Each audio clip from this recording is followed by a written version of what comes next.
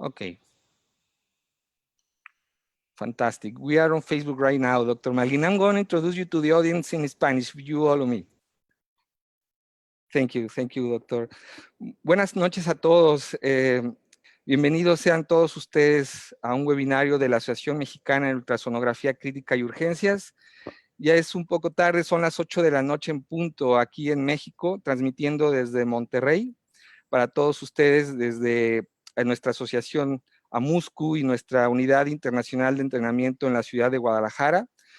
Como ustedes saben, este webinario es muy especial porque hoy se celebra a nivel mundial una gran iniciativa que es el Día Mundial de la Sepsis, el World Sepsis Day, y quisimos participar con esta iniciativa y a través de este webinario. De hecho, muchas de las imágenes que se van a transmitir van a ser enviadas al sitio oficial de esta iniciativa.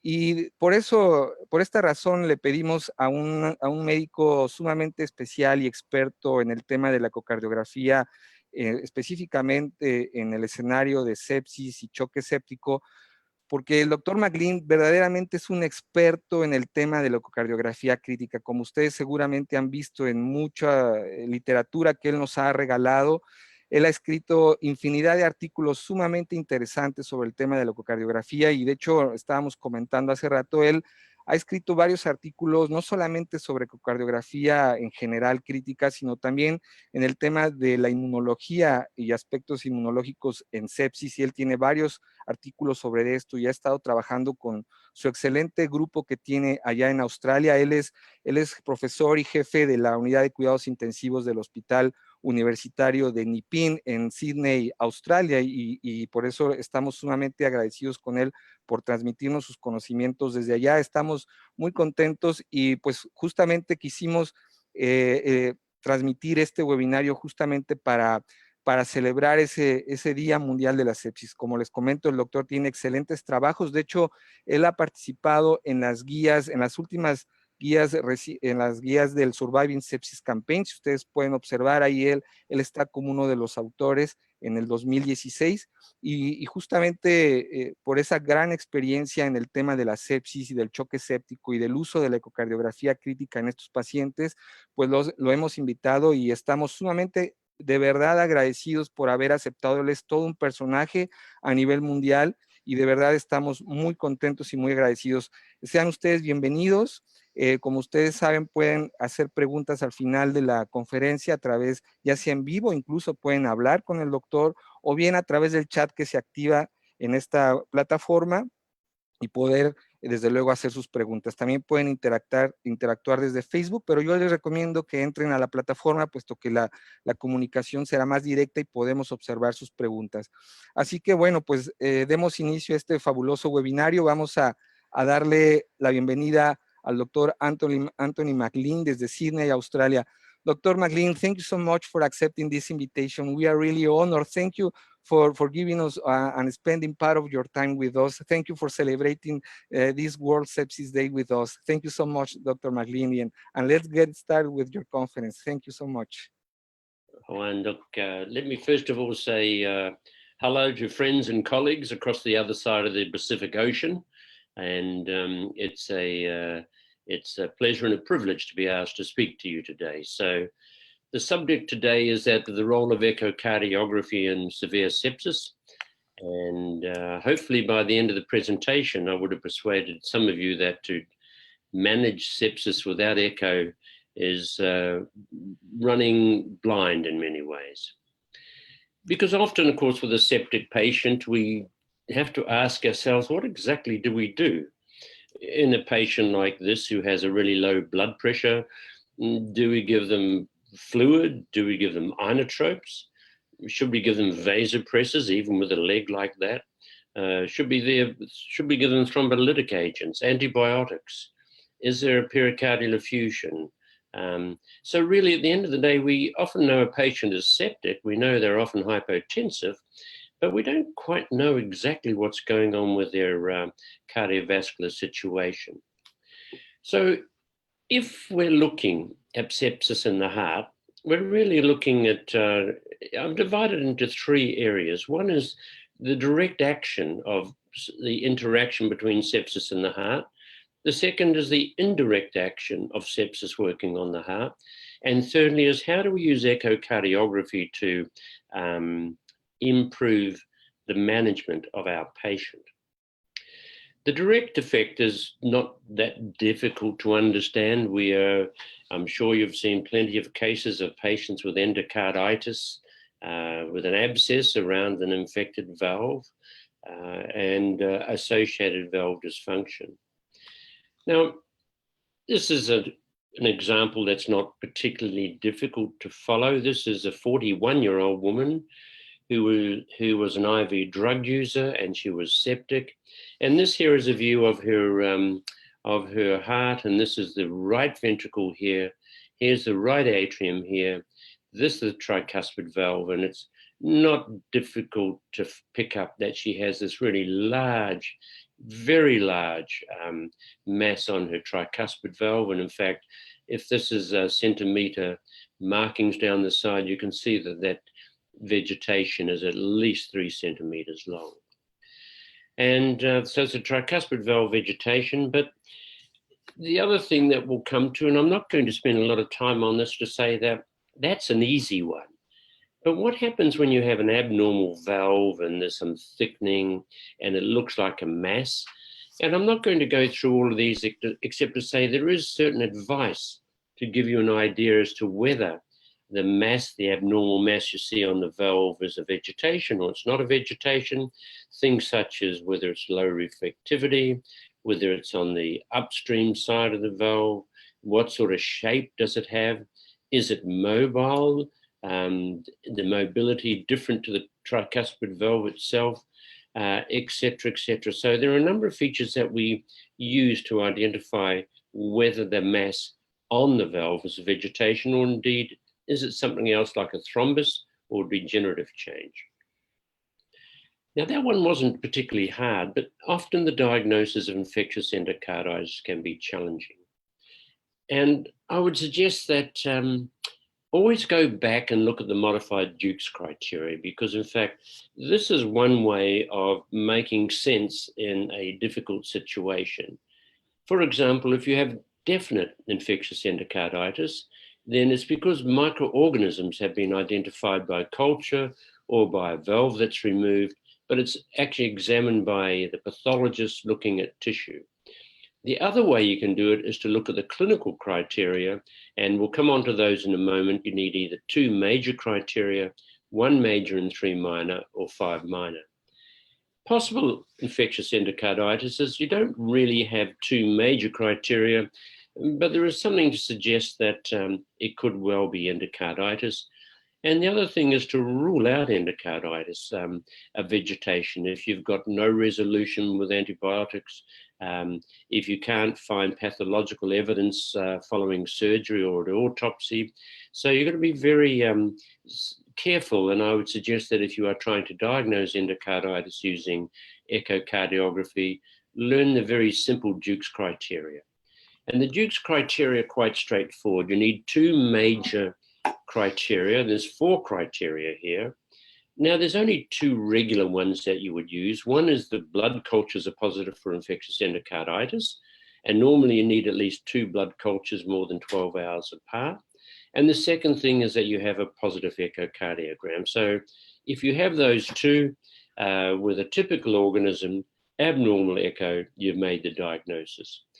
For some unusual conditions such as Klebsiella burnetii, which is Q fever, you can't grow the organism, so essentially you'd like to get the serology, or if you do a biopsy and you find some endocardial involvement.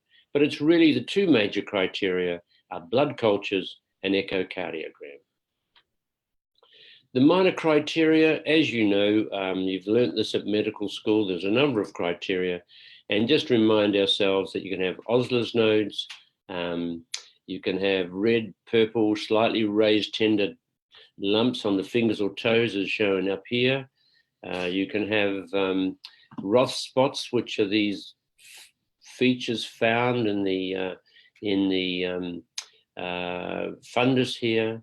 You can have splinter hemorrhages seen under the nails of the conjunctiva.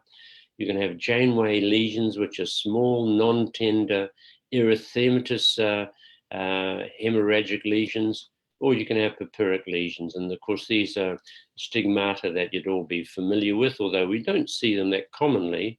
They certainly are pathognomonic of the finding.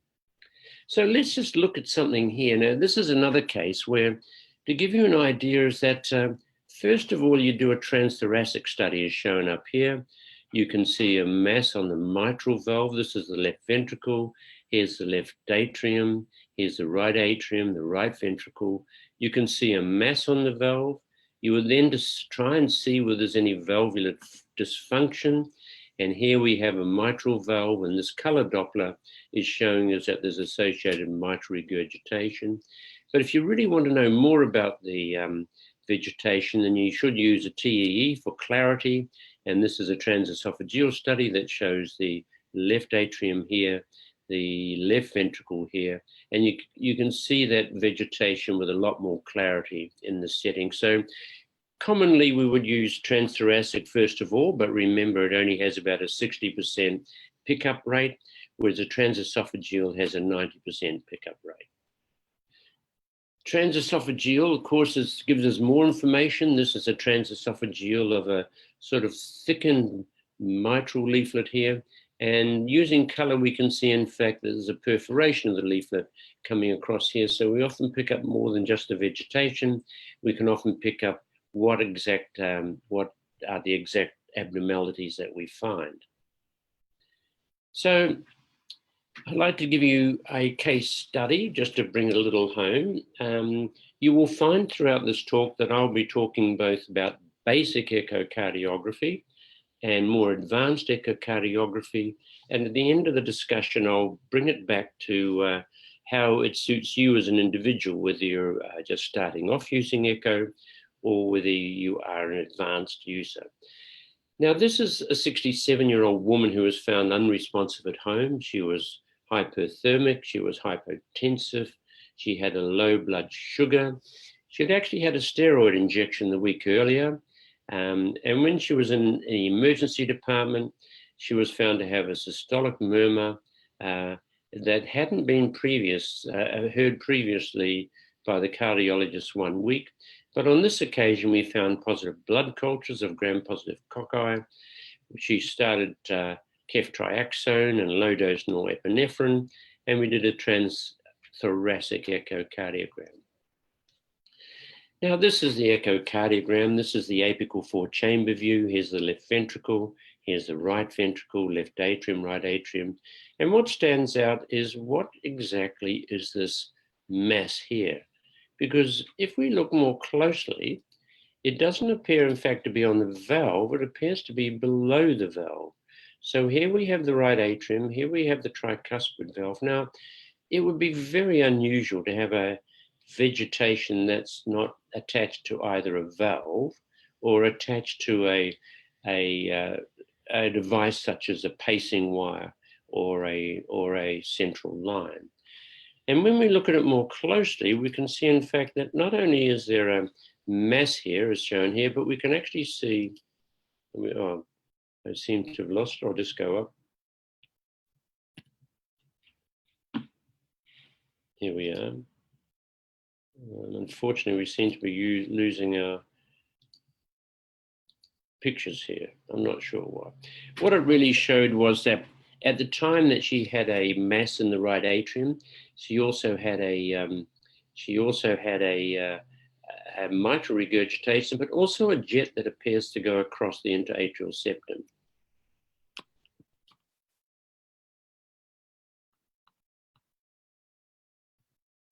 Here's the next study I was going to show you anyway. Now, this is a transesophageal study of the same patient, and here's the aortic valve here. This is the right atrium here. This is the mass that we were looking at earlier in the transthoracic, and hopefully this will play. And this shows that, in fact, the mass is in the right atrium. It is not attached to the tricuspid valve, which is up here, but interestingly, it appears to be coming from the aortic valve. So we'll turn that one off. And in fact, we'll play this one here. And this shows that this is the mass, and the jet that we saw, in fact, is a blood flowing from the aortic root into the right atrium. In fact, what she had was an aortic valve vegetation that had actually caused a fistula from the sinus into the right atrium. And so the lesion, in fact, was in the aortic valve. So sometimes they do become quite tricky. And okay. It seems the slides seem to be playing up here. So I'll go back, I'll move on forward. So that was a talk about endocarditis, and I don't really wish to spend a lot of time of endocarditis. I wish to spend some more time on now the indirect effects of sepsis on the heart. And the classical one is something called Takotsubo syndrome, which many of you have heard of.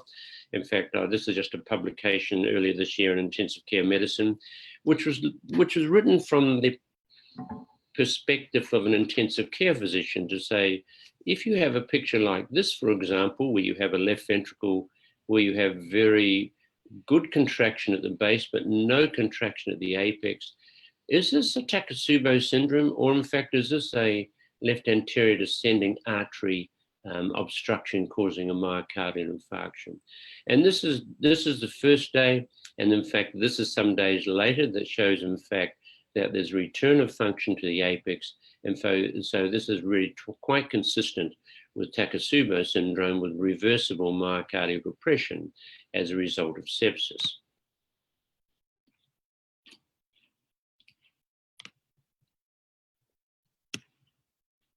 This is another one here, which is, and it's not playing that well, but let me show it here then, is that in fact you have the left ventricle here, but in this case, you have a very good contracting left apex of the left ventricle, but a very poorly contracting base of the left ventricle, which is the opposite of Takotsubo.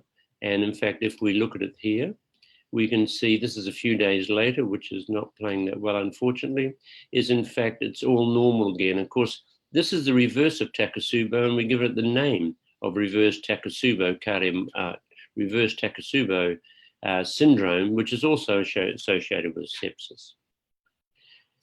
So how common is left ventricular contraction abnormalities found in sepsis? And this is a paper from someone, I believe gave you a presentation a few weeks ago, which is Antoine Vourier-Baron.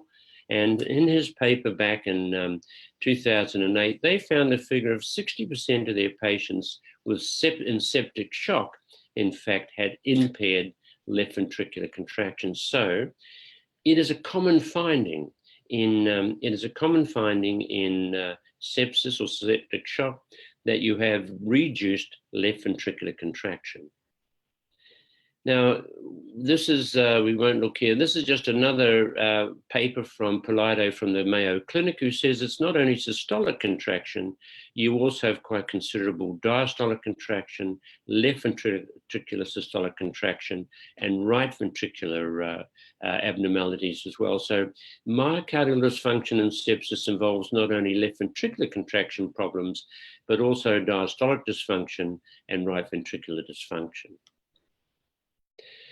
This is a paper from Landsberg in 2012 that looked at diastolic dysfunction in sepsis and their outcome, and as shown here, that in fact, if you have diastolic dysfunction, as shown by the green and the blue, then in fact your survival is much less, much lower than those who don't have much diastolic dysfunction at all.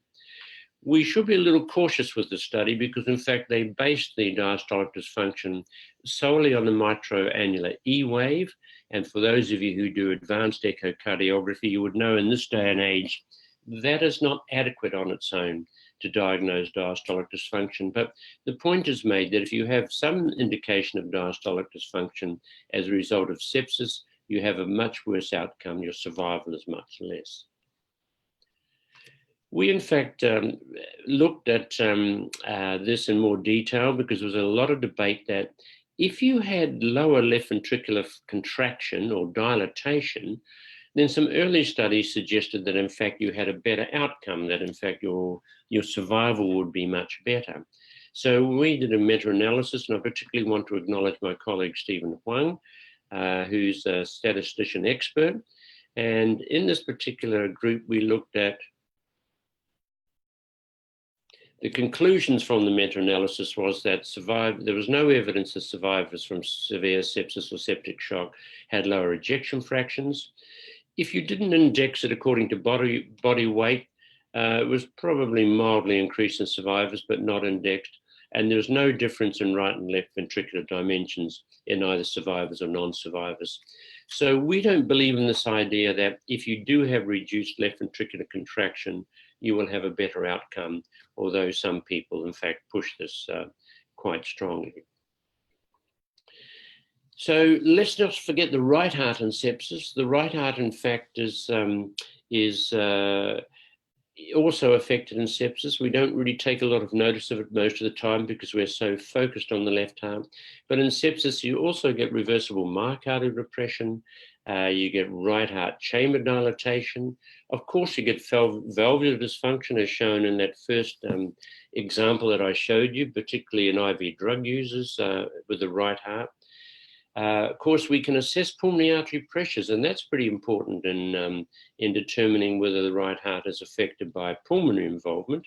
And of course, you can always find some unexpected contributing pathology when doing echocardiography and examining the right heart. For example, the person may have chronic pulmonary hypertension, which would greatly affect how you would manage the patient. Just to give you some idea, I don't want to spend a lot of time on this. I know Sam Ord gave a presentation earlier in the year. He's one of my colleagues. And there are other ways of looking at the right heart in septic patients. And this, I'm not going into details. It's really more experimental than in regular daily use. But you can use speckled tracking and longitudinal strain to examine the right heart. And the other thing you can do, which is not shown here, is you can actually use, and here we are, you can actually use dye studies to look at the left ventricular contraction as well. So I'm going to move on because some of my slides obviously are not coming through, and it might be due to the Wi-Fi that I'm using. So let's move on to the management, because at the end of the day, this is really where the strength is. We've talked about the diagnosis. We've talked about the direct effects on the heart that echocardiography can determine, such as endocarditis. We've talked about the indirect effects, such as left and right ventricular dysfunction as a result of sepsis. But really what we use it for the most is actually to say, how do we treat our patients better using echocardiography? And obviously the consensus on circulatory shock and hemodynamic monitoring, I think this is a very good expert opinion paper from Maurizio Cacconi and his colleagues. Many of the names I know you'll recognize as being world leaders in this regard.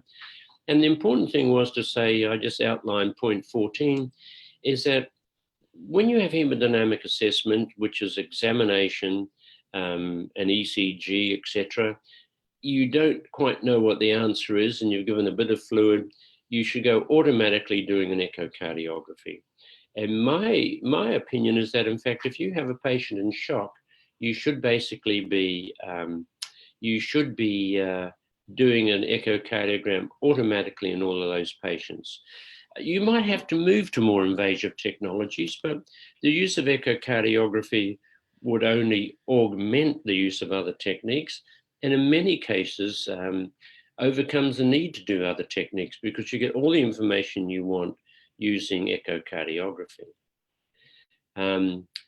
This is, unfortunately, this is a picture here of I don't think it's going to show. This is just an MRI. We're saying that when we can't use MRI at the bedside, we can use echocardiography.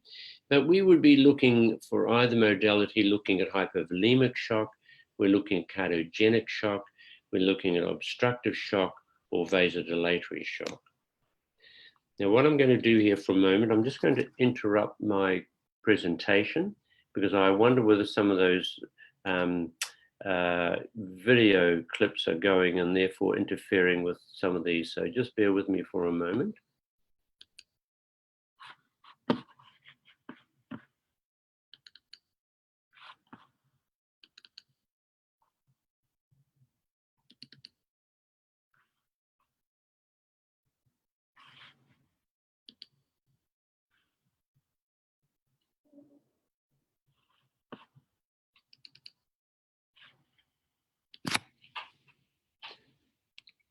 Okay, so that's where we left off. Let's see if it makes a difference here. No, it's still not coming through.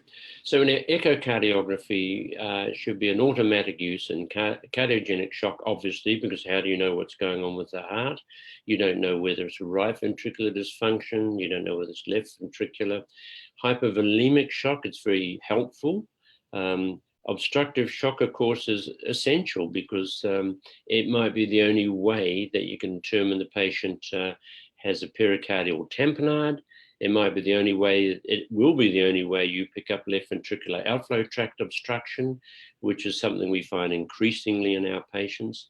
And of course, pulmonary embolus, the severity of pulmonary embolus really is determined by the right heart changes that you find with your, that you find on echocardiography, which leaves us with vasodilatory shock, of which of course sepsis is the main cause, certainly in our setting.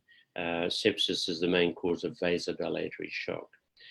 And if we're dealing with hypovolemia and using echocardiography, there's a number of things we can do. You can often just find it very simply with what we call kissing walls of the left ventricle with gross hypovolemia. There are some basic studies we do using echocardiography, although as we will see, they're not as reliable as they have been in the past. We now are a lot more confident about what advanced volume techniques we should be using with echocardiography. And normally we can usually identify whether there's normal or high volumes by the size of the cardiac chambers. Now, once again, this is just showing us, this is the kissing walls of the left ventricle. You can see the left ventricle here. This is a long parasternal view. Here's the right ventricle. Here's the left ventricle. And you can see, in fact, that at the end systolic volume of the left ventricle is very small because the ventricle is so desperate to produce a reasonable stroke volume, it virtually empties out the cavity. And sometimes when you start your echocardiogram, you just see this picture as your first view, and you know that person really is going to respond to fluid. You don't have to measure anything else, just give them fluid. The use of the IVC has been around for some time, and this is an example of the IVC in somebody who, it's a collapsing IVC. You can see, in fact, with ventilation, that the inferior vena cava dilates up, collapses down, and that's a normal thing with sign. And what we can do is we can actually measure how much the IVC collapses, and this has been used as a measure of fluid responsiveness now for many years. Here's one, in fact, where you don't have any dilatation, that in fact it's fixed. And if we saw the mode picture here, which we can't, it would just show that there's a straight line here with no change. So collapsibility of the inferior vena cava has been a standard method in critical care echocardiography for some time now. All I want to say here, and the picture's gone, is that in fact, you have to differentiate between spontaneous and controlled. I will tell you, for all the hundreds of papers that have been published on this subject in critically ill patients, there's 2 points I'd like to make. Number one is that if the IVC is less than 10 millimeters in diameter, your patient is likely to respond to fluid. If the IVC is greater than 20 millimeters in diameter, the patient is highly unlikely to respond to fluid. That's number one. Number two is the studies have shown us that the IVC is nowhere near as reliable as a guide to fluid replacement as we have thought it was over the years. And in fact, a recent study, as I'll come on to, by a French group, would suggest that really it is really quite inaccurate. The other, of course, major vein in the chest is the superior vena cava.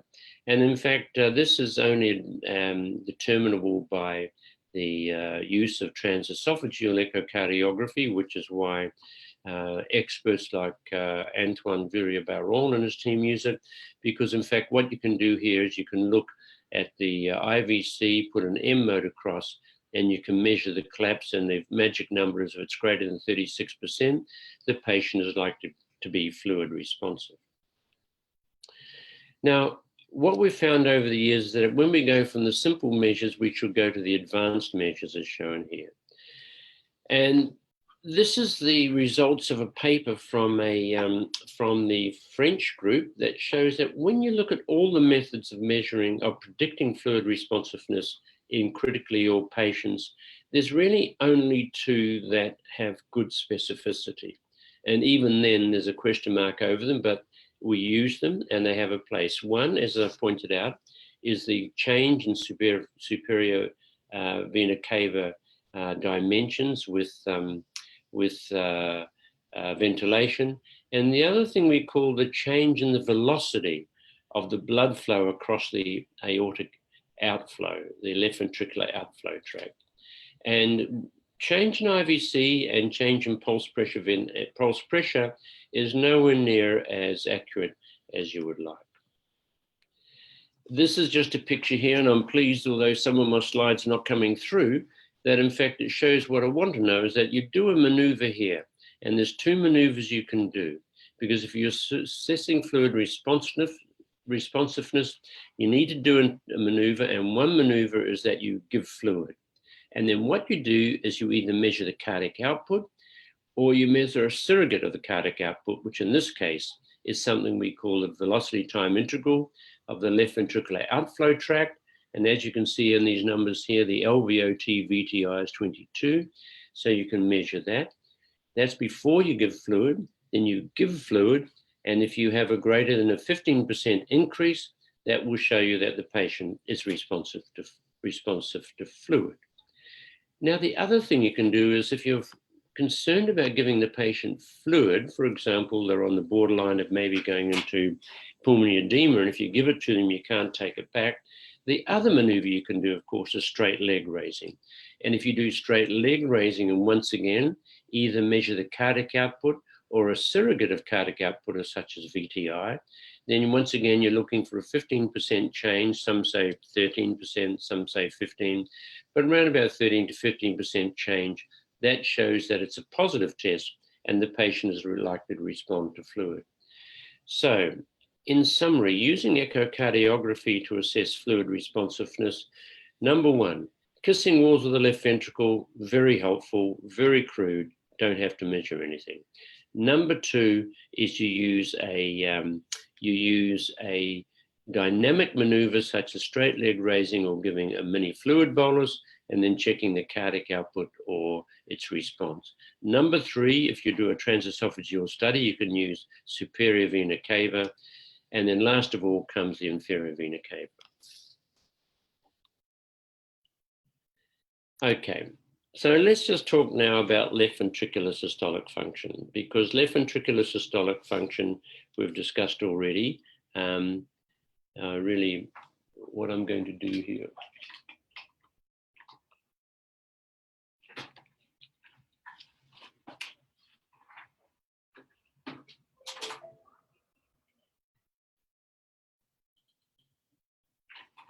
I'm just opening the PowerPoint on another computer so I can talk these slides through, because obviously we do have a problem here.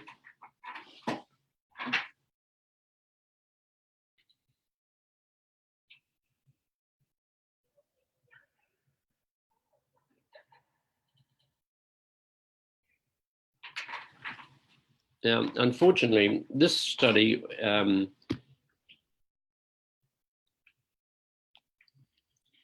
if we've got the picture, I can talk around the picture. Okay, this study is to do with how echo can assist in a management of a septic patient. And this picture here is a left ventricle, right atrium. You can't see the left atrium, but there's a very large pericardial effusion here. And this was a 23-year-old woman who was pregnant. She was 26 weeks pregnant. And she developed Lemierre's syndrome, where you get an infection in the neck with an anaerobic organism, and you develop thromboses of the major vessels around the neck. And in her case, she actually thrombosed off her internal jugular vein. She was very unwell. In fact, she had spontaneous delivery of a 26-week baby, which did survive. And so she was anticoagulated because of the major venous thromboses around the neck. She was doing very well. And 2 weeks later, when we were doing a ward round, she had a cardiac arrest. And despite 20 minutes of CPR, we could not really get a cardiac output. We did an urgent echocardiogram, and it showed, in fact, that what had happened was she had actually bled into the pericardium. And so we put a needle in there and drained the fluid out, and she regained a cardiac output, and the woman survived. So it was just an example to say how echocardiography is not only useful in diagnosis, it's not only useful in managing a patient's hemodynamics, it can also be used as a therapeutic procedure, and particularly to assist in a pericardial centesis.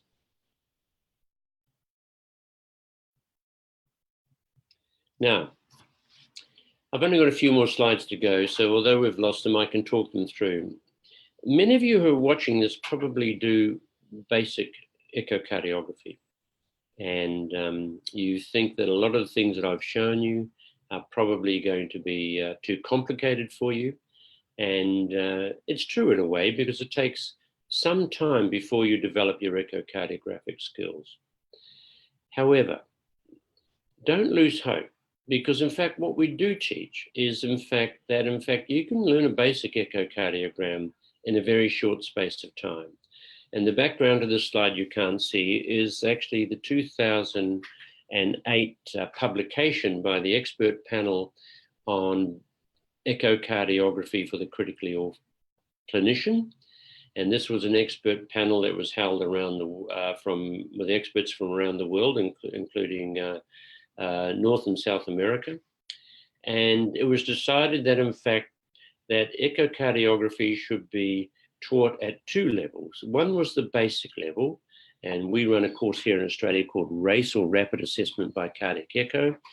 And then if you want to do more advanced work, then that would take up to a couple of years of further training.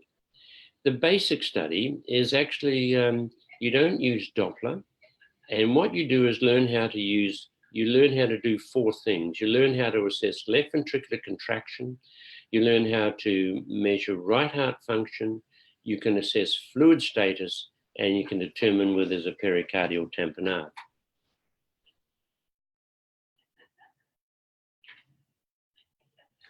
So the point being that, in fact, how long does it take to learn this? Just say you're a critical care physician, you're training up in echocardiography, you want to learn how to do it.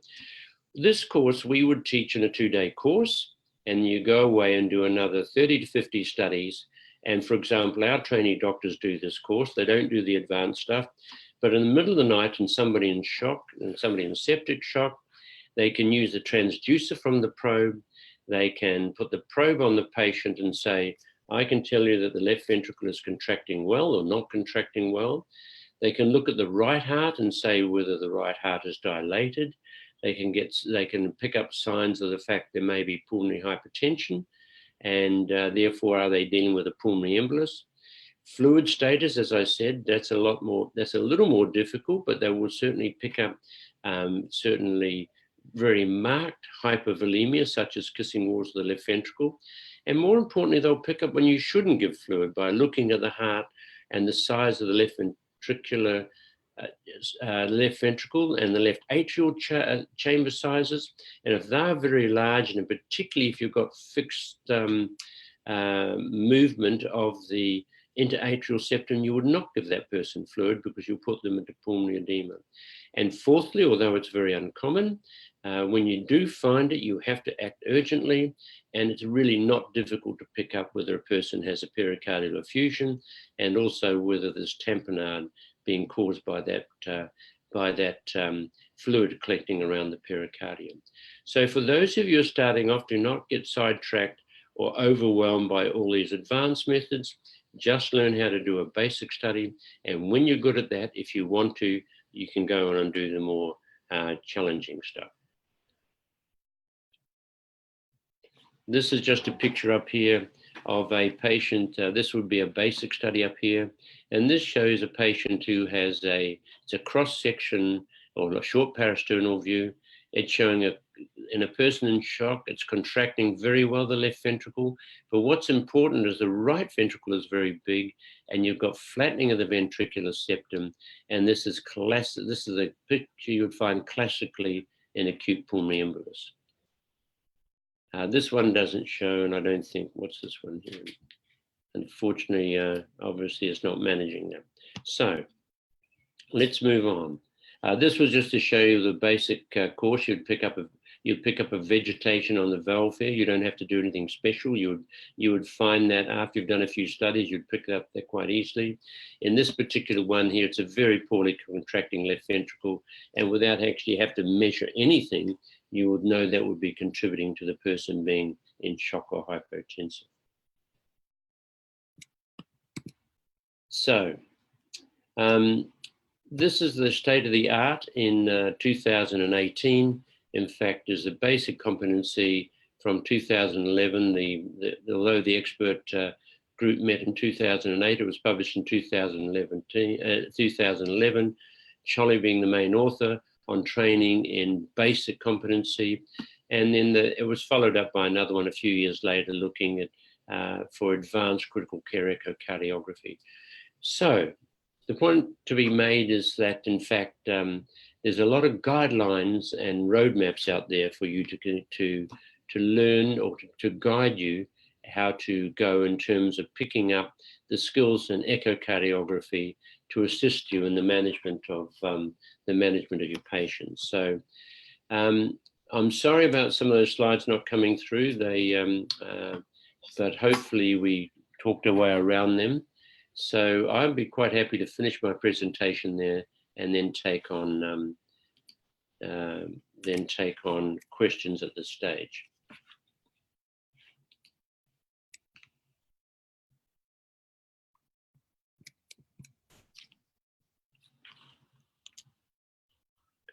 Hello. Thank you so much, Dr. Anthony. Really appreciate your amazing presentation. Thank you. And I'm gonna let's move on to the questions, Anthony.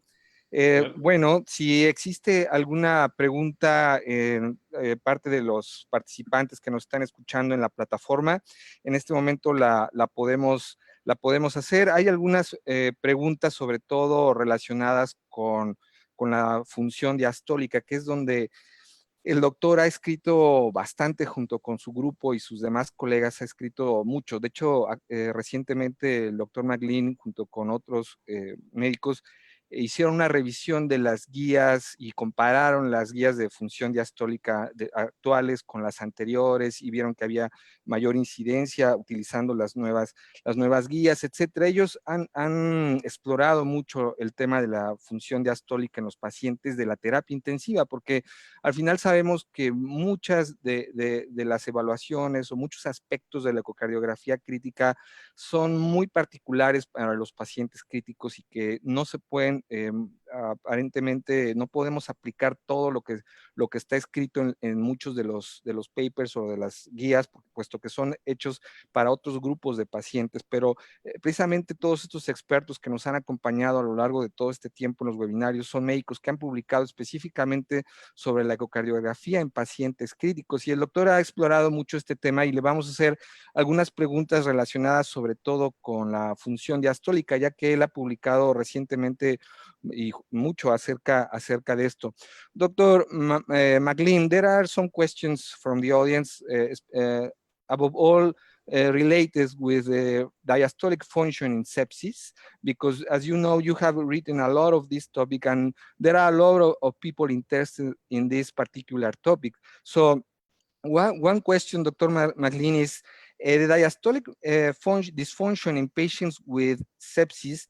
In your opinion, the diastolic dysfunction is related to sepsis per se, or is a consequence of fluid overload, Dr. McLean? Good question, because diastolic dysfunction, first of all, is we have to ask what we're measuring. And we know that if we use the correct or recommended criteria for diastolic dysfunction, you're probably aware of the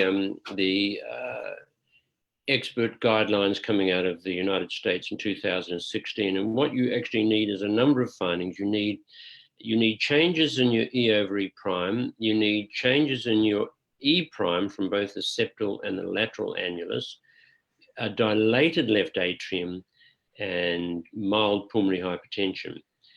Now, in the acute setting, of course, the left atrium doesn't have time to dilate up, so you can't use that criteria. So we've got to be very careful when we're talking about diastolic dysfunction. What are we actually measuring? And the point is well made, is that, in fact, if you have high preload or afterload, you can affect your parameters that you use for diastolic dysfunction, particularly E over E prime. So to answer your question directly, it asks the question is that, in fact, I believe, in fact, a lot of the changes are a direct result of sepsis itself, but it's very hard to tease those out or differentiate them from whether you have high increased preload or afterload. I think we still have a long way to go before we accurately assess diastolic dysfunction and sepsis. Because remember, for those who've got systolic dysfunction, you automatically have associated diastolic dysfunction. So you've got to decide which group you're looking at. Those who have normal systolic function and you find diastolic dysfunction, then you have to tease out the effects of preload and afterload. So my answer is yes, I think it's directly as a result of the sepsis, but secondly, it's hard to differentiate from other confounding factors. Ok, doctor, thank you.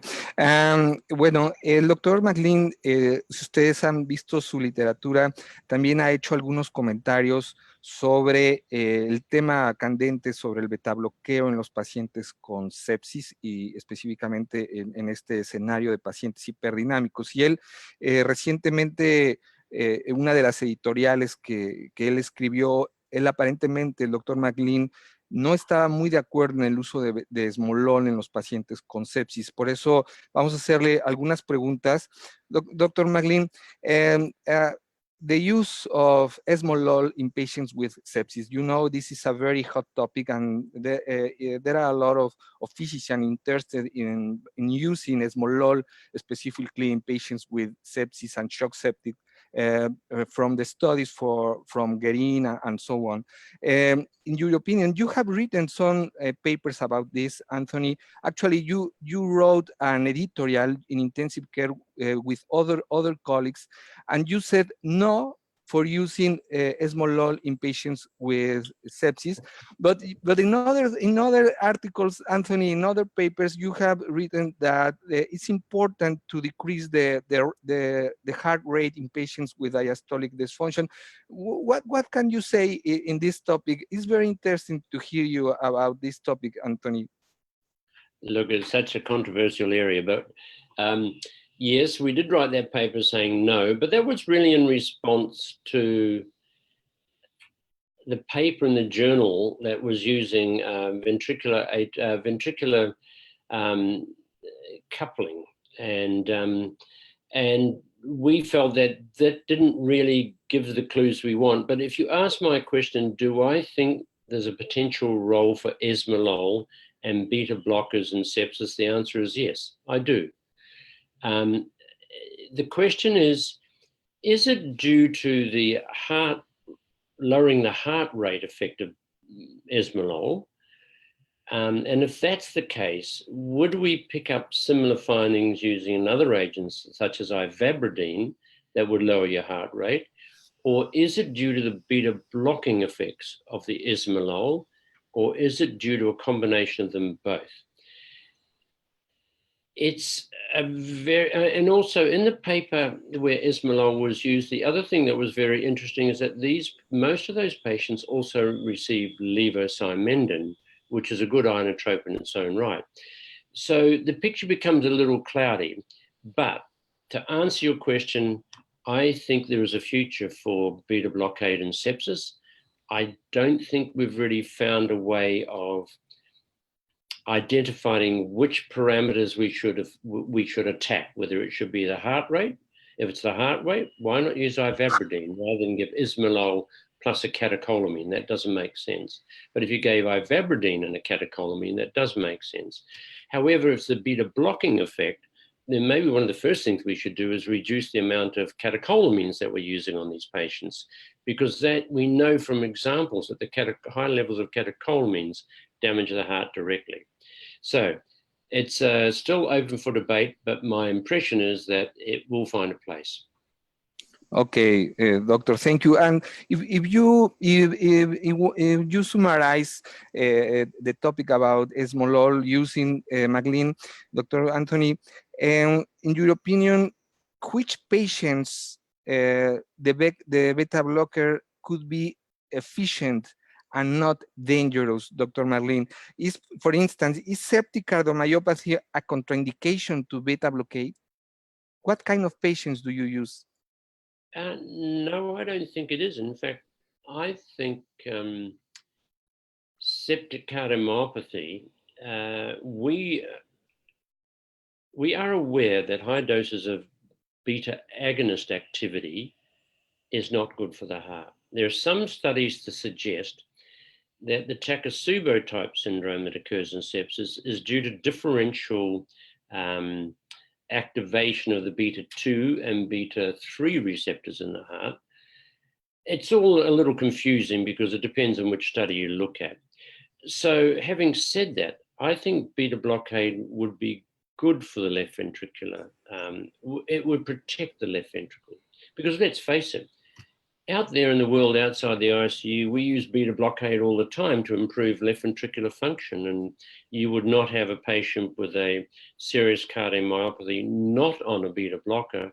So why would we not take that very successful change in therapy over the years and bring it to the acute scenario?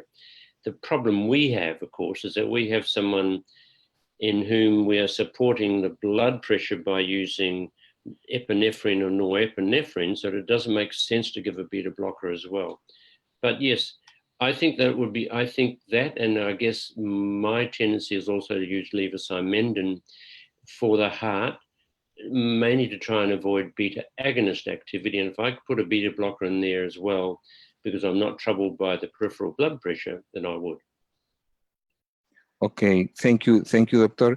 De hecho, el doctor MCLEAN ha escrito, como les comento, mucho acerca de ese tema, y él y su grupo han elaborado ciertos índices que no vemos comúnmente o que no son muy generalizados, por decirlo así, en el campo de la ecocardiografía, y ellos han ideado ciertos índices tanto para la función del ventrículo izquierdo como para la función del ventrículo derecho, que son muy útiles específicamente en el área de los cuidados críticos y específicamente en los pacientes con sepsis.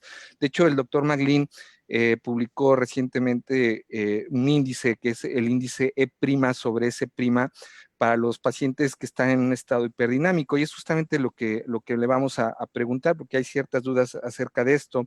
Dr. MCLEAN, you have written about one index, the index E' S' index, for hyperdynamic states in sepsis. Dr. MCLEAN, what is the value you give to this index, this particular index, E' over S' or E' S' ratio? What is the value you give to this index for the Mexican audience?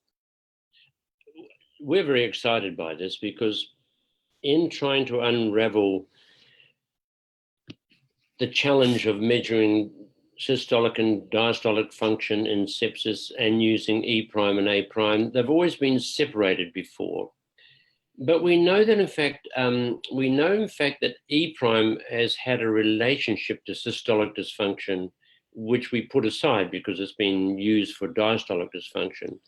And so my colleague David Clancy, in fact, looked very closely at this, and we find that if we use E' S' ratio, that in fact it's a very useful way of determining the presence of diastolic dysfunction.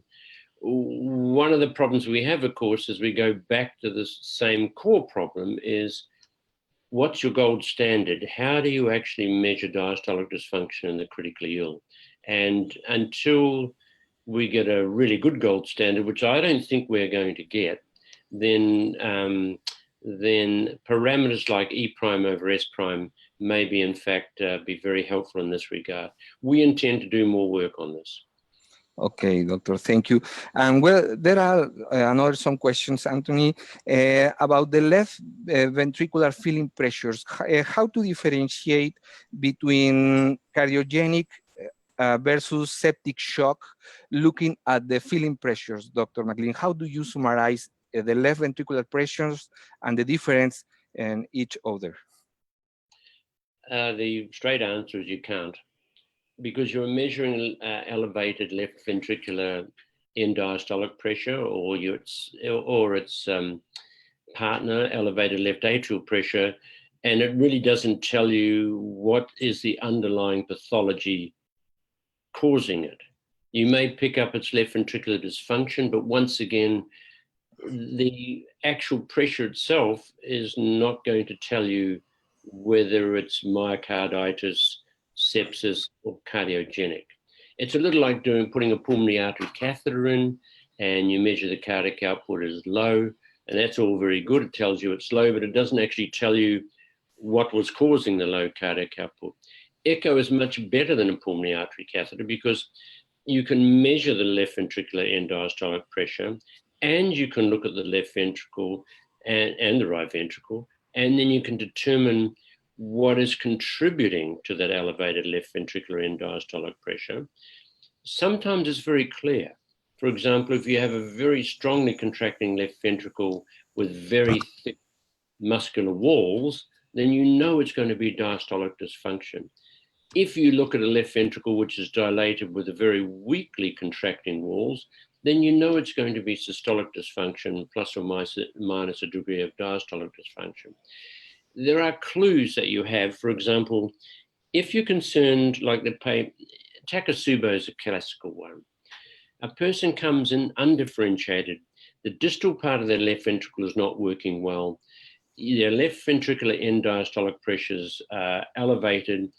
Is that secondary to their urosepsis they may have, or the bacteria you picked up in the blood? Or have they, in fact, because of hyperperfusion, had a myocardial infarction? So it's not the pressure that will differentiate that, but there are other ways that we are using, and I didn't show it in this presentation, but one of the things we could use is contrast studies, which are a little bit experimental.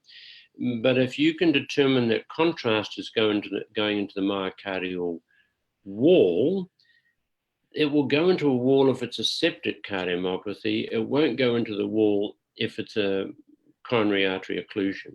So yes, there are ways of doing it, but not by actually measuring the left ventricular end diastolic pressure. Ok, doctor, thank you.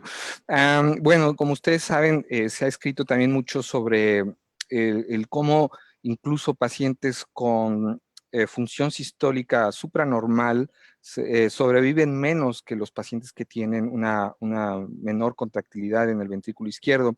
Y justamente por eso hay algunas preguntas relacionadas con esto, acerca de cómo un estado hiperkinético, incluso los pacientes con este tipo de patrón, por decirlo así, se mueren más. Dr. McLean, as you have written, there is a higher mortality in patients with a hyperkinetic left ventricle.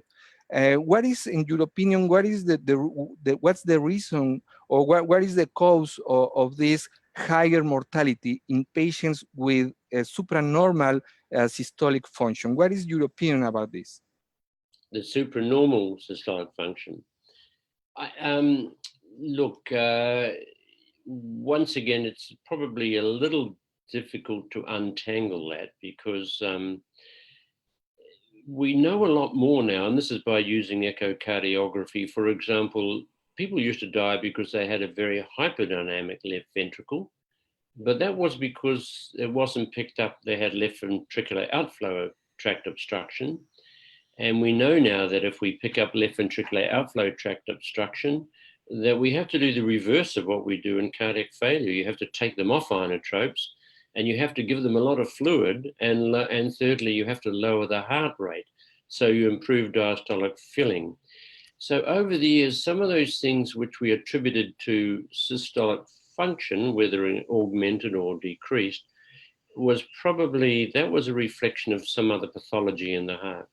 So I think what we've learned over the last 1 to 2 decades is that if we use echocardiography carefully, we can be a lot more knowledgeable about the underlying pathology in the heart. And as a result of that, we can direct our treatment far more accurately and focus on the underlying problem. Okay, thank you, doctor. And well, there is one more questions. You have written about the left ventricle outflow tract obstruction. In your opinion, Dr. McLean, what are the factors that make the critically ill patient more susceptible to a left VOT obstruction? In your opinion, what are the factors? Well, I think one of the reasons that we're picking it up more frequently is because our population is changing. And I don't know about Mexico, but the age of our patients in the ICU has been increasing over the years. For example, years ago when I started intensive care, it was not common. We had many people over 70 in the ICU, whereas now it's quite common to have people in their 80s in the ICU. And who are the group that get left ventricular outflow tract obstruction? It's those who have left ventricular wall hypertrophy. So that's people who have had hypertension for many years, and that's usually the elderly. Secondly, it's those who have what we call a sigmoid septum, which means just with age, and particularly in women, they tend to actually have the bottom part of the septum, instead of coming down to the aortic valve like this, the septum comes in and has a knuckle like this. And that sigmoid septum lends itself very much to having the anterior mitral leaflet come closer to it, because normally it would be out here, but now it's sitting here. The two other factors are that a lot of our patients come from the ward and sometimes come from the coronary care unit, where because they're hypotensive, they're getting more and more catecholamines. They're still breathless, they're still in pulmonary edema, so they get a lot of diuretics. But when you look at them, the problem is not the systolic dysfunction, it's the diastolic dysfunction. And in fact, you have to, as I said earlier, you have to take the catecholamines away. You've got to give something to slow the heart, maybe esmolol or one of the equivalents. And you have to make sure they have plenty of fluid, because the pulmonary edema is not due to systolic dysfunction, it's due to left ventricular outflow tract obstruction. And to overcome that, you've got to open up the left ventricle, you've got to have bigger left ventricular volumes. So the answer to your question is, our patients are older with more left ventricular wall hypertrophy. Particularly in older women, there's the sigmoid septum, which predisposes to LVOT obstruction. Number 3 is that if you're not doing an echo and you're giving people a lot of catecholamines and a diuresis, then in fact you may be creating a problem. Okay, thank you, doctor. Como ustedes saben, muchas veces la obstrucción del tracto del ventrículo izquierdo no es una causa relativamente frecuente de choque en pacientes que están hiperdinámicos y que no siempre se identifica adecuadamente. Es por eso que le hicimos esta pregunta al doctor y que nos dijera cuáles eran los factores que hacen más susceptible que un paciente pueda tener obstrucción del tracto de salida del ventrículo izquierdo, y que no necesariamente, como lo hemos visto en otras sesiones, no necesariamente en pacientes con cardiomiopatía hipertrófica, sino también en pacientes hiperdinámicos que, como es el caso de los pacientes con sepsis, pueden presentar esto como una causa importante de shock, y que si no se realiza adecuadamente un estudio ecocardiográfico puede pasar de alto, ¿no? Entonces, vamos a preguntarle al doctor una pregunta más que nos están haciendo, si existe algún patrón específico de ecocardiográfico de daño en la contractilidad, específicamente en los pacientes con choque séptico. Dr. McLean, are there specific patterns of contractile impairment in septic shock, in your opinion? You get a lot of variance in septic shock and left ventricular contraction. You could have the classical one, Takotsubo, reverse Takotsubo, mid-chamber Takotsubo, but more importantly, you can get a whole range of things. You can get segmental wall motion abnormalities that look classically like an acute myocardial infarction, or you can have a global left and right ventricular dysfunction. So do not be surprised by whatever pattern you see.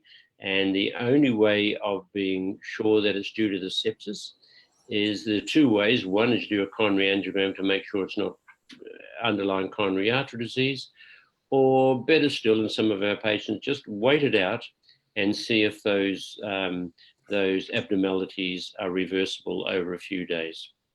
Ok, doctor, thank you so much. Bueno, no sé si exista alguna otra pregunta, sino para finalizar este webinario, aparentemente no. Les agradecemos a todos su atención. Gracias por celebrar con nosotros el Día Mundial de la Sepsis. Estamos muy contentos. Un saludo a todos nuestros amigos de Perú, a nuestros amigos de Ecuador, de Bolivia, que nos están siguiendo y que continuamente aparecen en nuestros webinarios. Les agradecemos mucho su atención, les agradecemos que estén interesados en estos webinarios y como siempre teniendo a gente experta y líder mundial en los diferentes temas. Dr. Anthony McLean, we really appreciate your attention. Thank you for accepting this invitation. It's amazing speak with you. Apparently there are no more questions. And do you have some final comment for our Latin American and Mexican audience, Anthony? Yeah, two things I'd say. One is I'm sorry that the slides didn't work out, and obviously there's a technical glitch, but I think we got a lot of the good pictures in, which was important. No, I've only really got one message, is that a critical care physician using echocardiography will treat their patients much better than a critical care physician who doesn't use echocardiography. Don't get discouraged. If you're just starting off learning echocardiography, just learn how to do a basic study and do it well. Don't even bother with Doppler. You can pick up a lot more Doppler, but get really good with a basic study. And then later on, when you're really quite comfortable doing a basic study, what we call a RACE study, rapid assessment by cardiac echo, then you can move on to more advanced things. But you will pick up 90% of the pathology you need in the acute situation once you've learned how to do a basic study. So keep at it. It's really interesting. You'll never run short of surprises. And the most important thing, we treat our patients much more effectively. Thank you, Anthony. I'm going to translate your comments because, in my opinion, they are very important. Como ustedes escucharon al doctor McLean, el mensaje que nos está dando, el mensaje final, creo que es muy importante resaltarlo y traducirlo en español. Primero que nada, nos dice que no nos desanimemos, que sigamos estudiando más en este campo que para nosotros es una herramienta, como ustedes saben, muy útil, que no necesitamos un estudio avanzado con ecocardiografía Doppler avanzada, que desde luego sería fantástico si todos los intensivistas, como sucede en otros lugares, lo pudieran hacer, pero obviamente requiere mucha preparación, requiere mucho entrenamiento, puesto que es algo que es bien importante hacerlo adecuadamente. Pero el doctor insiste en que el hacer ecocardiografía básica es muchas veces, haciéndola bien, es suficiente porque la mayoría, el 90% de los pacientes que vemos en las terapias intensivas, haciendo una ecocardiografía básica bien, con esto podríamos nosotros resolver la gran mayoría de preguntas que nos hacemos día a día respecto a nuestros pacientes críticos. Entonces, es muy importante tomar en cuenta esto que nos está diciendo, y si después de hacer una ecocardiografía básica de manera adecuada, entonces podríamos escalar hacia una ecocardiografía avanzada, pero él insiste mucho en hacerlo, la ecocardiografía básica, hacerla de la manera correcta, y desde luego todos hemos hablado sobre el reconocer nuestros límites y pedir ayuda a la gente experta en un momento dado. Siempre es muy importante la supervisión. Bueno, thank you so much, Anthony. We really appreciate it. Thank you for spending part of your time with us. This is the World Sepsis Day in Mexico, and we really appreciate it. Thank you so much, Anthony, and maybe see you on future with another webinar if you all of us. Thank you very much. It was a privilege. Thank you. Thank you. Okay. See you soon, Anthony. Thank you. I'm going to finish the webinar. Muchas gracias a todos. Gracias por acompañarnos. El doctor McLean desde Australia, nosotros desde aquí, desde México, nuestra unidad, nuestra Asociación Mexicana de Ultrasonografía Crítica y Urgencias, nuestra unidad internacional de entrenamiento en Guadalajara. Gracias a todos. Gracias por celebrar con nosotros. Buenas noches. Thank you. Bye. Thank you. Bye.